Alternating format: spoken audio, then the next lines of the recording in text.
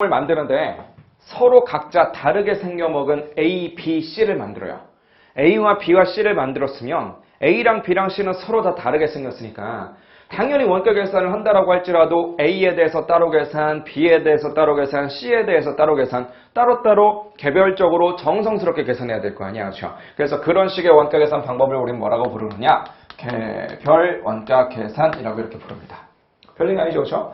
자, 근데 우리가 제품들을 열심히 막 만들었는데 그놈의 제품이 A, B, C 서로 다르게 생긴 게 아니라 그냥 다 똑같은 A만 잔뜩 있어요.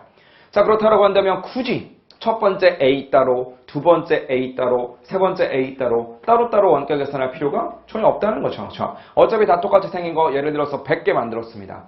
100개를 만드는데 우리가 1,000원을 썼다라고 한다면 그냥 엠빵 쳐서 한 개당 10원이다. 끝. 이렇게 하면 되는 거지. 뭘 굳이 하나하나 따로 계산할 필요가 없다는 거예요. 자, 그러면 전체를 종합적으로 계산해서 그냥 엠빵 쳐서 계산하자. 뭐라고요? 걔를 종합 원가 계산이라고 한다고요. 그렇죠?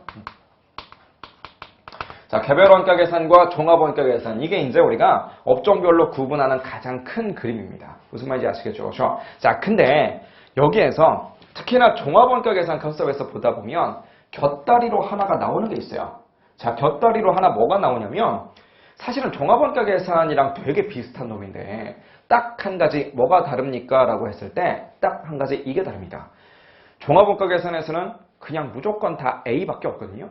다 A밖에 없는데 이게 A만 있는 게 아니라 A-라고 해서 굉장히 비슷한 뭔가가 나오는 놈들이 있어요. 자, 요거를 제가 그림으로 한번 정리를 해본다면 자, 개별 원가 계산은 이런 컨셉이에요. 자, 여기 좀 별도로 한번 좀 적어본다면 개별 원가 계산은요.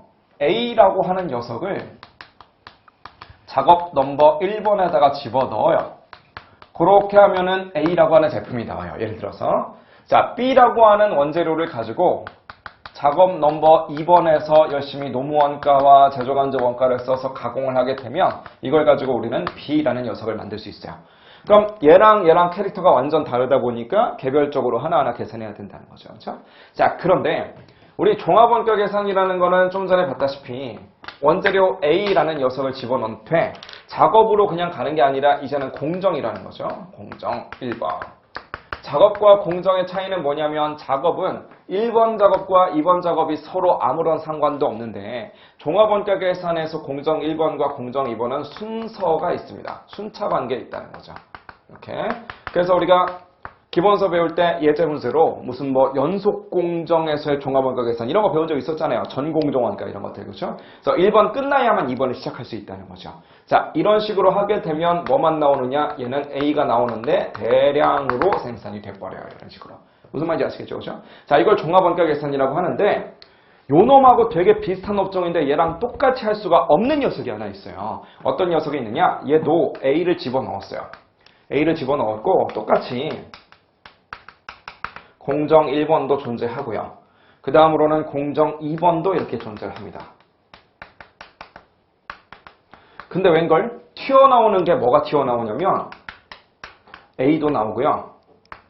그 다음에 요놈이랑 비슷하게 생긴 A-라는 놈 나오더라는 거예요. 이렇게. 무슨 말인지 아시겠죠? 그렇죠? 얘랑은 엄연히 다른 거예요. 얘는 완전 똑같은 애들만 잔뜩 나오는 건데 얘는 비슷하지만 엄밀히 따지면 다른 뭔가 여러 가지 제품들이 튀어나오더라는 거죠. 무슨 상황인지 아시겠죠? 그렇죠? 자, 이런 상황에서 원가 계산하는 방법 우리 배웠습니다. 뭐라고 불러요? 결합 원가 계산이라고 부르는 거죠. 그렇죠? 자, 결합 원가 계산 예로 많이 드는 게 뭐냐면 정유 회사들, 기름 회사들, 그렇죠? S-오일이라든가 무슨 뭐 GX 칼텍스 이런 애들. 걔네들은 똑같은 원유를 가공해요. 그냥 원유야, 원유. 이게 원유인 거지 휘발유용 원유 따로 있고 경유용 원유 따로 있고 이렇게 따로 있는 게 아니라고요. 그냥 원유를 막 들이부었어, 원재료로. 그리고 정제공정이라고 하는 어떤 공정을 쭉 진행을 합니다. 정제공정을 진행하는데 휘발유에 대한 것 따로 무슨 뭐 경유에 대한 것 따로 이렇게 하는 게 아니라고요. 그냥 원유를 그냥 다 정제를 할 뿐이야, 이렇게. 근데 그 원유라고 하는 녀석이 갖고 있던 어떤 물리화학적인 그런 특성상 얘가 갑자기 일부는 휘발유도 되고 일부는 막 경유도 되고 등유도 되고 여러 가지로 막 뿜어서 나오는 거야, 이렇게. 그래서 아니 분명히 재료는 하나고 가공도 똑같이 했는데 이상하게 제품은 여러 가지가 나오네? 라고 하다 보니까 얘랑 컨셉이 조금 다를 수밖에 없다는 거죠. 그렇죠? 자, 미리 좀 연습해보자면 어차피 종합원가 계산은 뭐냐면 N빵 치는 거잖아요. 그렇죠? 그럼 얘도 N빵을 치고 싶은데 사실 엄밀히 따지면 n빵 치면 안 되죠. 그렇죠? 왜냐하면 다르니까. 그럼에도 불구하고 그냥 n빵 치자라는 방법도 있어요. 어떻게 하자는 거예요? 물량기준법이라는 게 있는 거지. 그렇죠? 근데 물량기준법이라는 건 완전히 똑같을 때나 n빵 치는 건데 분명히 다르거든요. 우리가 주유소만 가봐도 휘발유랑 경유랑 다르다는 거 알고 있잖아요. 그렇죠? 그래서 판매 가치를 좀 고려해서 판매 가치법으로 가자라는 것도 있고 또 최종적으로 가공되는 걸 반영해서 NRV로 가자라는 것도 있고 우리가 이익률을 똑같이 맞춰주자라고 해서 균등 이익률법으로 가는 방법도 있고 그렇죠? 그래서 이런 것들 배웠던 게 바로 결합원가 계산이니까 사실 그 이론이 나온 그런 어떤 역사적인 배경 이런 것들을 한번 따라가 본다면 원래 종합원가 계산이 있고 여기에서 이제 새끼 쳐가지고 결합원가 계산이라고 하는 것이 하나 나온 거예요. 이렇게.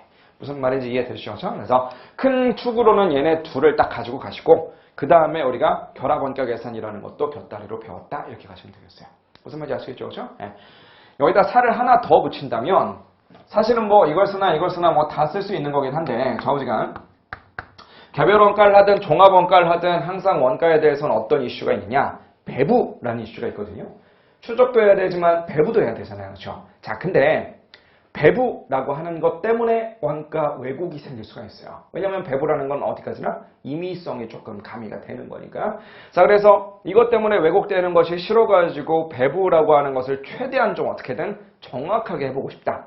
그런 컨셉에서 우리가 잘게 쪼개서 배부하는 방식도 하나 있었죠. 걔를 뭐라고요? 활동기준 원가 계산 ABC라고 부르는 거죠. 그렇죠? 그래서 여기에서 우리가 ABC를 통해서 원가 배부를 좀 정확하게 하는 것도 하나 있더라라는 것까지 좀 정리합시다.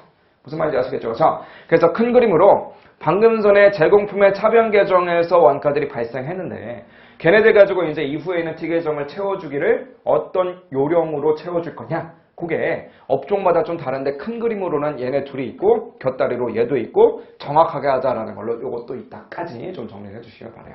무슨 말인지 아시겠죠? 그렇죠? 자, 여기까지 오셨으면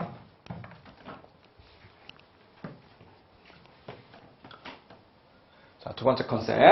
방금 얘기했던 게 업종별로 T 계정 어떻게 그릴 거냐라는 요령에 대한